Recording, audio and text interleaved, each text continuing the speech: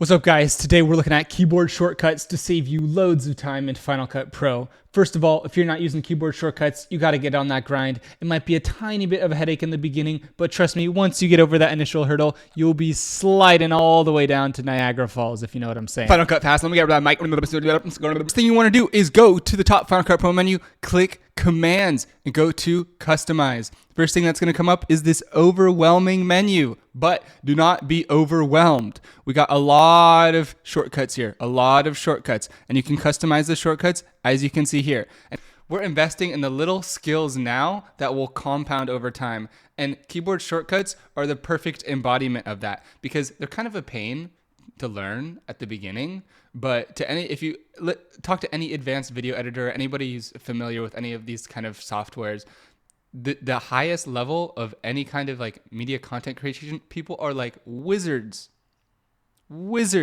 at keyboard shortcuts. I can't say I'm wizard level yet. I know a few, but at least we know the importance of it. And if we want to be the next level of video editor, we got to choose our priorities wisely, and we got to get this down.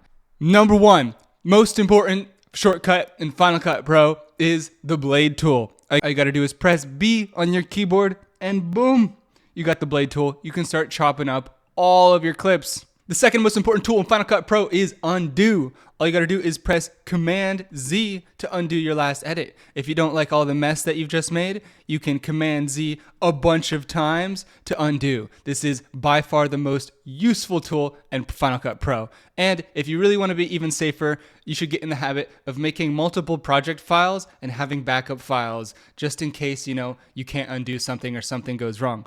Another fundamental keyboard shortcut is copy and paste. All you need to do is select your clips by pressing Command A if you want to select everything, and then you can press Command C to copy everything that's selected, and you can zoom out a little bit. I'm going to move my cursor over here and press Command V to paste everything like that. And I can just spam if I want to paste multiple iterations, but this little gap right here was automatically inserted because when I pasted, Final Cut Pro knew to keep that gap. And let me show you how to insert a gap if you want by yourself. So all you got to do is type in gap right here, insert generate gap. If you ever forget with a keyboard shortcut, it shows right there. It's Option W. That's a little hard to remember, Option W, to insert gaps, but this tool is extremely useful because Final Cut Pro by default has a magnetic timeline, which means the base layer, when we have all the clips together, are just going to be mushed together. And so some people miss the other feature from other softwares like DaVinci Resolve or Premiere Pro that have a timeline that's not magnetic, that's just like solid.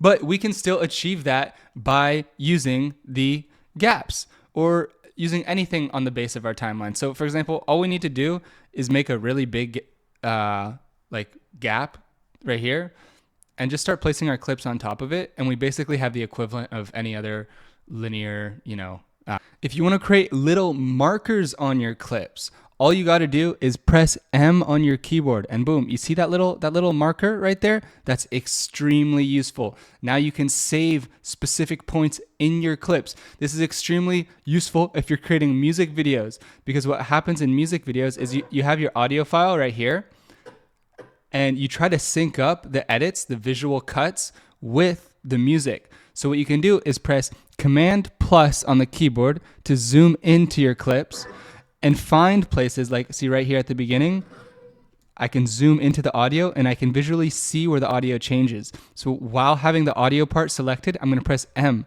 so that it's very easy for me to see where the intonation in the audio is. And then I can find a cut right here. Let's see, where's a cut? Right here. See, here's a cut right here. I can put the frame, use my keyboard, use the left and right arrow on my keyboard to find exactly where that cut is, and then press M on my keyboard, making sure the correct file is selected because the marker goes on top of whatever's selected here. In this case, it's the video. And now, if I'm creating a music video, I can align the audio intonation with where the cut is visually. And this is like one of the most fundamental tools to making clean transitions, is aligning the audio with the cuts, just so the audio and the video are synced. In my opinion, it's the most important part of any video editing is just syncing the audio and the video so it seems seamless. One little keyboard shortcut I wish I knew a long time ago was simply toggling on and off the scrubber by pressing S on the keyboard. When you press S, as you can see, the default is that the scrubber is magnetic to my cursor. So I can scrub anywhere, and this is why I love Final Cut Pro. Look how fast this 4K scrubbing is. It's instantaneous. And this is what you want always, to be able to scrub through all your clips and for just general selection and viewing.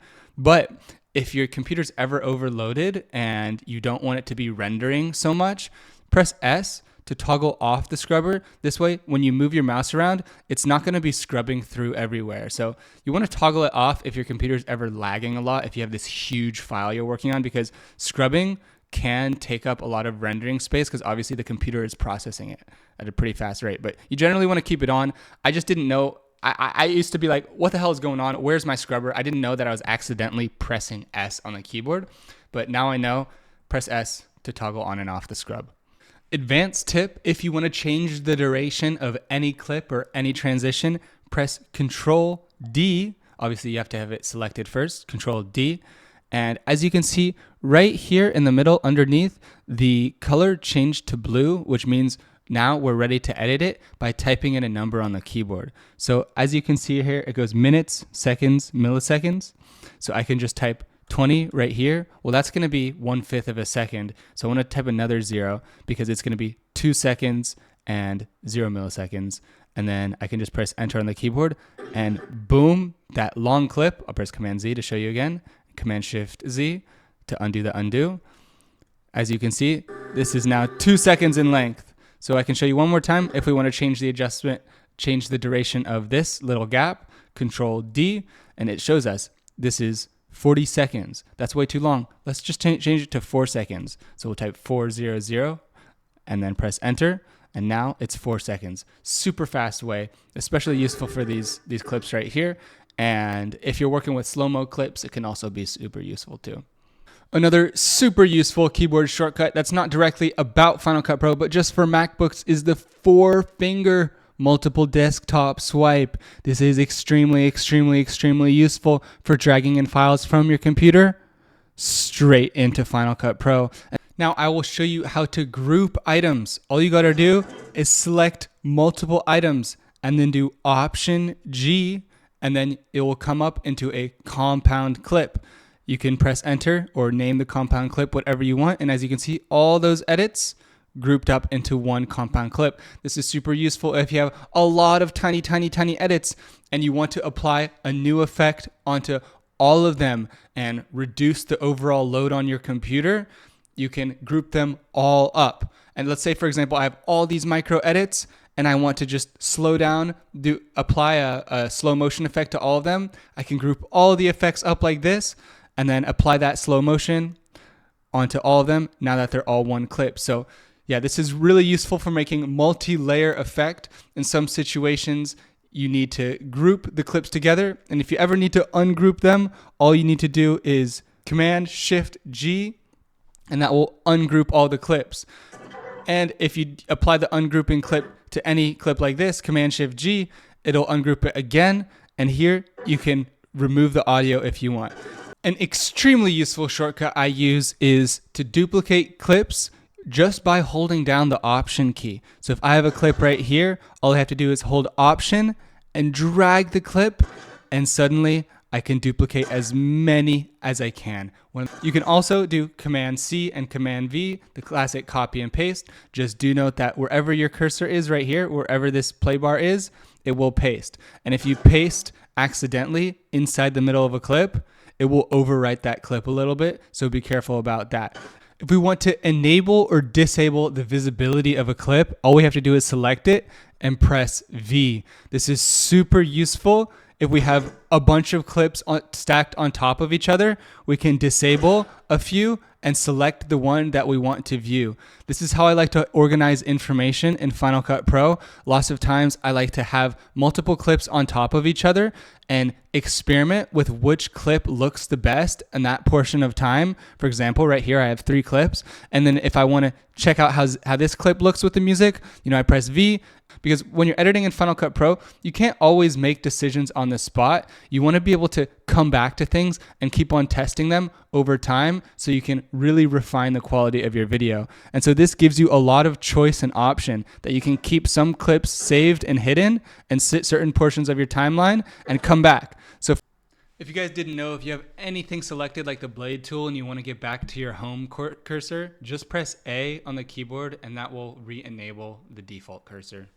If you ever want to reset your entire workspace because you accidentally opened up some weird windows and you don't know what to do, just press Command 0 and that will reset your workspace to the default.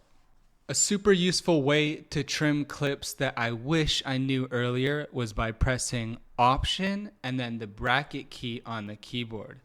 There's this pretty useful function in Final Cut Pro called the snapping tool, which can be found right here. By default, it's on, which means that your cursor kind of snaps to significant cut points. And when we're scrubbing, it will snap like a magnet onto there. So this is really useful, but if we ever want to turn it off, we can either just click it or we can press N to toggle it off so that our scrubber, it kind of ignores that magnetic feature for a bit. If we want to just visually focus on one specific clip, we can press Option S, boom, and suddenly this specific clip is highlighted. Another super useful command in Final Cut Pro is the range selection tool. Just press R on your keyboard and now you can select a specific range of a clip. This is especially useful if you want to do slow-mos, so you can specifically select certain ranges and apply certain speeds. My last tip is that you can press Command-Shift-V to paste individual effects on more clips, and you can also press Command++ or minus to zoom in and out of your timeline. Peace.